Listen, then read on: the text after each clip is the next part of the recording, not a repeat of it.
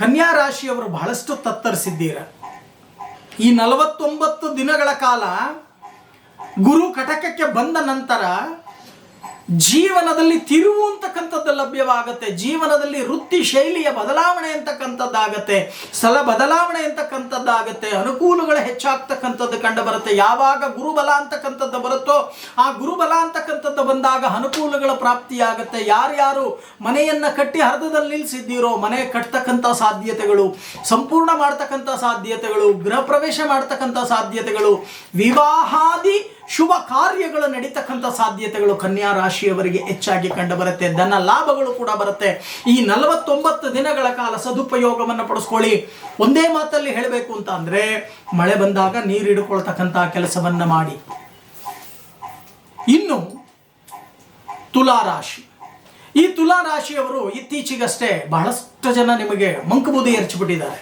ಗಜಕೇಸರಿ ಯೋಗ, ಧನಲಾಭ, ಅದಾಗತ್ತೆ ಇದಾಗತ್ತೆ, ಗುರು ಹಾಗೆ ಮಾಡಿಬಿಡ್ತಾನೆ ಈಗ ಮಾಡ್ತಾನೆ, ಶನಿ 6ನೇ ಮನೆಯಲ್ಲಿದ್ದಾನೆ. ಆದರೆ ಗುರು ಈ 49 ದಿನಗಳ ಕಾಲ ಚಂದ್ರನ ಕ್ಷೇತ್ರ ಅಂದರೆ ಕಟಕ ರಾಶಿಗೆ ಪ್ರವೇಶವನ್ನು ಮಾಡಿ 49 ದಿನಗಳ ಕಾಲ ಸಂಚಾರವನ್ನು ನಡೆಸ್ತಾರೆ. ಈ 49 ದಿನಗಳ ಕಾಲ ಸಂಚಾರ ನಡೆಸ್ತಾ ಇದ್ದಾರಲ್ಲ, ಇಲ್ಲಿ ನಿಮಗೆ ಬರ್ತಕ್ಕಂಥದ್ದೇನು, ದಶಮ ಸ್ಥಾನಕ್ಕೆ ಬರ್ತಾನೆ. ಕೆಲಸ ಕಾರ್ಯಗಳಲ್ಲಿ ವಿಘ್ನಗಳು ಅಂತಕ್ಕಂಥದ್ದು ದಶಮ ಸ್ಥಾನದಲ್ಲಿ ಕಾರ್ಯ ನಷ್ಟ, ಕಾರ್ಯ ವಿಘಾತ, ವಿಘ್ನಗಳು ಅಧಿಕವಾಗ್ತಕ್ಕಂಥ ಸಾಧ್ಯತೆಗಳಿದೆ.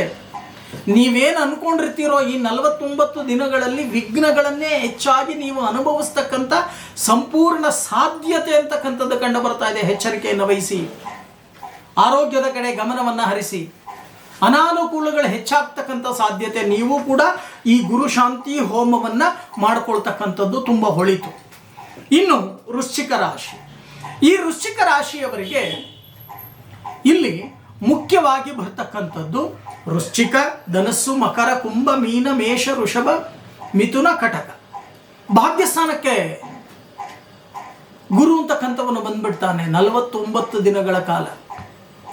ಎಲ್ಲೆಲ್ಲಿ ನಿಮಗೆ ಸ್ಟ್ರಕ್ ಆಗಿತ್ತು ಹಣ ಬರ್ತಕ್ಕಂಥದ್ದು ಅವೆಲ್ಲವೂ ಕೂಡ ಬರ್ತಕ್ಕಂಥ ಸಾಧ್ಯತೆಗಳಿದೆ.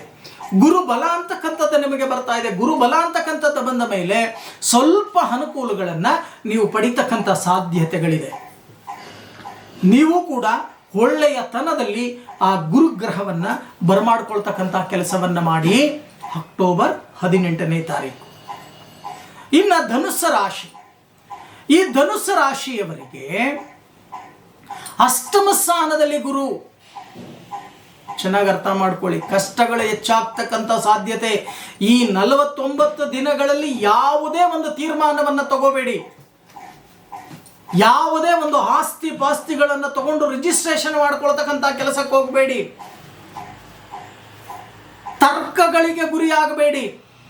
ನೀವು ಗುರಿ ಆಗಲಿಲ್ಲ ಅಂದ್ರೂ ಗ್ರಹಚಾರ ಅಂತಕ್ಕಂಥದ್ದು ಎಳ್ಕೊಂಡು ಬರುತ್ತೆ. ತರ್ಕಕ್ಕೆ ಗುರಿ ಆಗ್ತಕ್ಕಂಥದ್ದು, ಶತ್ರುವಾಗಿ ಪರಿವರ್ತನೆ ಆಗ್ತಾರೆ. ಹೆಚ್ಚಾಗಿ ಜನಗಳು ಶತ್ರು ಕಾಟ ಅಂತಕ್ಕಂಥದ್ದು ಅಧಿಕವಾಗುತ್ತೆ. ಎಚ್ಚರಿಕೆಯನ್ನು ವಹಿಸ್ತಕ್ಕಂಥ ಕೆಲಸವನ್ನು ಮಾಡಿ. ಹೆಚ್ಚಾಗಿ ನಿಮಗೆ ಅಧಿಪತಿಯಾಗಿರ್ತಕ್ಕಂಥವನು ಗುರು, ನಿಮ್ಮ ರಾಶ್ಯಾಧಿಪತಿಯಾಗಿರ್ತಕ್ಕಂಥವನೇ ಗುರು ಅಷ್ಟಮ ಸ್ಥಾನಕ್ಕೆ ಹೊರಟಾಗ ಮನೆಯಲ್ಲಿರ್ತಕ್ಕಂಥ ಯಜಮಾನನೇ ಕಷ್ಟಗಳನ್ನು ಕೊಡಲಿಕ್ಕೆ ಪ್ರಾರಂಭ ಮಾಡಿದಾಗೆ ಇನ್ನು ಉಳಿಲಿಕ್ಕೆ ಸಾಧ್ಯ ಇದೆಯಾ? ಯೋಚನೆಯನ್ನು ಮಾಡಿ. ನಿಮಗೆ ರಾಶ್ಯಾಧಿಪತಿ ಯಾರು? ಧನುಸು ರಾಶಿಗೆ ಗುರು. ಗುರುವೇ ಅಷ್ಟಮ ಸ್ಥಾನಕ್ಕೆ ಬರ್ತಾನೆ ಅಂತಂದರೆ, ಆದರೆ ಚಂದ್ರನ ಕ್ಷೇತ್ರ ನೀವು ಶಾಂತಿ ರೀತಿಯಿಂದ ವರ್ತಿಸ್ತಕ್ಕಂಥ ಕೆಲಸವನ್ನು ಮಾಡಿದಾಗ ಅನುಕೂಲಗಳಾಗತ್ತೆ. ಆದರೆ ಎಚ್ಚರಿಕೆ ವಹಿಸಿ. 18ನೇ ತಾರೀಕು ಗುರು ಶಾಂತಿ ಹೋಮವನ್ನು ಮಾಡ್ತಕ್ಕಂಥದ್ದನ್ನು ಮರಿಬೇಡಿ. ಇನ್ನು ಮಕರ ರಾಶಿ, ಈ ಮಕರ ರಾಶಿಯವರಿಗೆ 7ನೇ ಮನೆ ಗುರು. ಗುರು 3ನೇದ್ದು, ಶನಿ 3ನೇ ಮನೆಗೆ ಬಂದ್ಬಿಟ್ಟ. ಐಶ್ವರ್ಯವನ್ನ ಸಂಪತ್ತನ್ನು ಕೊಡ್ತಕ್ಕಂಥ ಸಮಯ. ಆದರೆ ಗುರುಬಲ ಇರಲಿಲ್ಲ ನಿಮಗೆ. 6ನೇ ಮನೆಯಲ್ಲಿ ಗುರು, ತುಂಬ ಕಷ್ಟಪಡ್ತಾ ಇದ್ರಿ. ಸಪ್ತಮ ಸ್ಥಾನ ಜಯಸ್ಥಾನಕ್ಕೆ ಗುರು ಅಂತಕ್ಕಂಥವರು ಬಂದರು. ಯಾರ್ಯಾರು ಎಲ್ಲೆಲ್ಲಿ ನ್ಯಾಯಾಲಯಗಳಲ್ಲಿ ಕೇಸನ್ನು ವಿನ್ ಆಗದೆ ಪೆಂಡಿಂಗಲ್ಲಿ ಇದೆಯೋ ಅವೆಲ್ಲವೂ ಕೂಡ ಕ್ಲಿಯರ್ ಆಗ್ತಕ್ಕಂಥದ್ದು, ಒಟ್ಟಾಗಿ ತೀರ್ಮಾನ ಅಂತಕ್ಕಂಥದ್ದಾಗತ್ತೆ, ಅನುಕೂಲಗಳಾಗತ್ತೆ. ಈ 49 ದಿನಗಳಲ್ಲಿ ಅನಾನುಕೂಲಗಳಿಗಿನ್ನ ಅನುಕೂಲಗಳು ಬಹಳಷ್ಟು ಹೆಚ್ಚಾಗಿ ನಿಮ್ಮ ಕೈ ಸೇರ್ತಕ್ಕಂಥದ್ದು, ಶುಭ ಫಲಗಳು ಅಂತಕ್ಕಂಥದ್ದು, ಭೂಮಿ ತಗೊಳ್ತಕ್ಕಂಥ ಸಾಧ್ಯತೆ, ಗೃಹ ಪ್ರವೇಶ ಮಾಡ್ತಕ್ಕಂಥ ಸಾಧ್ಯತೆಗಳು, ಹೊಸ ಹೊಸ ಕಾರ್ಯಗಳನ್ನು ಪ್ರಾರಂಭವನ್ನು ಮಾಡ್ತಕ್ಕಂಥ ಒಂದು ವಿಚಾರಗಳು ಅನುಕೂಲದ ರೀತಿಯಲ್ಲಿ ಆಗತ್ತೆ. ಮತ್ತೆ ನೀವು ಮಾಡ್ತಕ್ಕಂಥ ಕೆಲಸಗಳೂ ಕೂಡ ನಿರ್ವಿಘ್ನವಾಗಿ ಆಗತ್ತೆ ಅನ್ನೋದನ್ನು ಮರಿಬೇಡಿ. ಆದರೆ ಇಂಥ ಒಂದು 49 ದಿನವನ್ನು ಅದೃಷ್ಟದ ದಿನಗಳು ಅಂತಾನೆ ನಾನು ಪರಿಗಣನೆಯನ್ನು ಮಾಡ್ತೀನಿ. ಸದುಪಯೋಗವನ್ನು ಪಡಿಸ್ಕೊಳ್ತಕ್ಕಂಥ ಕೆಲಸವನ್ನು ಮಾಡಿ. ಇನ್ನು ಕುಂಭರಾಶಿ, ಈ ಕುಂಭರಾಶಿಯವರಿಗೆ ಪಂಚಮ ಸ್ಥಾನದಲ್ಲಿ ಶನಿ ಅಂತಕ್ಕಂಥವರು ಗುರು ಅಂತಕ್ಕಂಥವರು ಇದ್ರು. ಆದರೆ ಈ ಕಟಕ ರಾಶಿಗೆ ಈ 49 ದಿನಗಳ ಕಾಲ ಕಟಕ ರಾಶಿಯಲ್ಲಿ ಏನು ಸಂಚಾರವನ್ನು ಮಾಡ್ತಾರೋ ಗುರು, 6ನೇ ಮನೆ, ದುಃಖ ಹೇಳ್ಕೊಳಕ್ಕಾಗಲ್ಲ ರೀ, ಹೇಳ್ಕೊಂಡ್ರೆ ಪರಿಹಾರ ಆಗಲ್ಲ. ಅಂಥ ದುಃಖಗಳನ್ನು ನೀವು ಅನುಭವಿಸಬೇಕಾಗತ್ತೆ. ಎಚ್ಚರಿಕೆಯನ್ನು ವಹಿಸ್ತಕ್ಕಂಥ ಕೆಲಸವನ್ನು ಮಾಡಿ. ಎಚ್ಚರವನ್ನು ತಪ್ಪಿದರೆ ದುಃಖಕ್ಕೆ ಗುರಿಯಾಗುವುದು ಖಂಡಿತ ಅಂತಕ್ಕಂಥ ಜ್ಯೋತಿಷ್ಯ ಭಾಷೆಯಲ್ಲಿ ನಾನು ಹೇಳಬೇಕಾಗತ್ತೆ. 18ನೇ ತಾರೀಕು ನೀವೇ ಕೂತು ಗುರುಶಾಂತಿ ಹೋಮ, ಜನಕ ಧಾನ್ಯ ದಾನ, ಹಳದಿ ವಸ್ತ್ರದಾನ, ಸ್ವಲ್ಪ ಸುವರ್ಣ ಲೋಹದಾನವನ್ನು ಕೃಷ್ಣಾರ್ಪಣವನ್ನು ಮಾಡ್ತಕ್ಕಂಥದ್ದನ್ನು ಮರೆಯಬೇಡಿ. ಯಾಕೆಂದರೆ ಅತಿಯಾದ ದುಃಖ ಅಂತಕ್ಕಂಥದ್ದನ್ನು ಹೇಳುತ್ತೆ. ಒಂದು ಕಡೆ ಶನಿ 2ನೇ ಮನೆಯಲ್ಲಿ, ಇನ್ನೊಂದು ಕಡೆ ಏಳರಾಟ ಶನಿ ಅಂತ್ಯ ಭಾಗದಲ್ಲಿದೆ, ಇನ್ನೊಂದು ಕಡೆ 6ನೇ ಮನೆಗೆ ಗುರು ಅಂತಕ್ಕಂಥವರು ಹೋಗ್ತಾರೆ.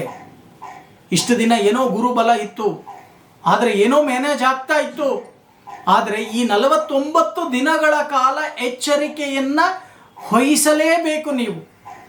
ಇನ್ನು ಮೀನರಾಶಿ, ಈ ಮೀನರಾಶಿಯವರಿಗೆ ಪಾಪ ಜನ್ಮಕ್ಕೆ ಶನಿ ಬಂದ್ಬಿಟ್ಟಿದ್ದಾನೆ, ಗುರುಗಳು ಕಷ್ಟ, ಗುರುಗಳೇ ಕಷ್ಟ ಅಂತ. ಪಂಚಮ ಸ್ಥಾನಕ್ಕೆ ಗುರು ಬಂದಾರಿ, ಪಂಚಮಂ ಕಾರ್ಯಸಿದ್ಧಿಯಂಚ. ಸ್ವಲ್ಪ ಮಟ್ಟಿಗೆ 100ಕ್ಕೆ 60 ಭಾಗ ಕೆಲಸ ಕಾರ್ಯಗಳಾಗತ್ತೆ.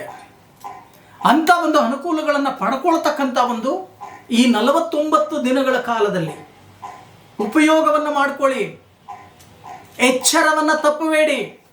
ಈ 49 ದಿನಗಳ ಕಾಲ ಮಾಡ್ತಕ್ಕಂಥ ಕೆಲಸ ಕಾರ್ಯದ ಮೇಲೆ ಹೆಚ್ಚಾಗಿ ಜ್ಞಾನವನ್ನು ಇಟ್ಟು ಕೆಲಸ ಕಾರ್ಯಗಳನ್ನು ಮಾಡಿ ಅನುಕೂಲಗಳನ್ನು ಪಡಿತಕ್ಕಂಥ ಕೆಲಸವನ್ನು ಮಾಡಿ ಧನ ಲಾಭಗಳು ನಿಮ್ಮ ಕೈ ಸೇರ್ತಕ್ಕಂಥ ಸಾಧ್ಯತೆಗಳಿದೆ. ನಿಂತು ಹೋಗಿರ್ತಕ್ಕಂಥ ಕೆಲಸ ಕಾರ್ಯಗಳು ಅನುಕೂಲದ ರೀತಿಯಲ್ಲಿ ನಿಮಗೆ ಪ್ರಾಪ್ತಿಯಾಗುತ್ತೆ ಅನ್ನೋದನ್ನು ಮರಿಬೇಡಿ. ನೀವು ಕೂಡ ಗುರು ಪಂಚಮಕ್ಕೆ ಬಂದ್ಬಿಟ್ಟು ಆ ಗುರು ಬಲ ಬಂದ್ಬಿಡ್ತು ಅಂತ ಹೇಳಿ ಅಹಮ್ಮನ್ನು ತೋರಿಸ್ಲಿಕ್ಕೆ ಹೋಗಬೇಡಿ.